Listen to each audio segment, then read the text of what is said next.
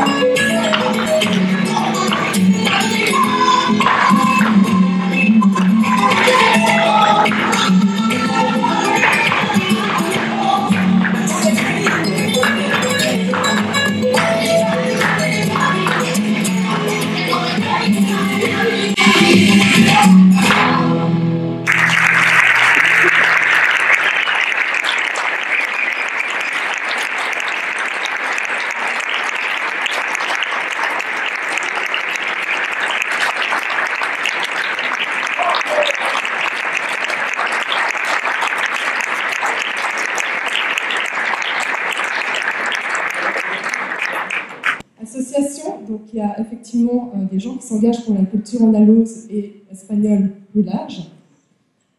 École de danse flamenco avec 2 professeurs pour les enfants et pour les adultes. Et puis école de guitare flamenco aussi. Une salle de fête, c'est pour vous. Voilà, il y a un restaurant, une buvette, on a un cuisinier de Malaga avec un gérant de Galice. C'est pas mal le mélange, il faut tester. Et puis, on se rend en Espagne, vous verrez, c'est très dépaysant. Et vous pouvez louer la salle pour des soirées privées avec spectacle flamenco, avec tombola, avec disco, avec karaoké, tout est possible. Il faut juste venir nous voir. Et ceux que vous avez dépensé ce soir, c'est les plus motivés, donc on est là pour répondre à vos questions. Bienvenue.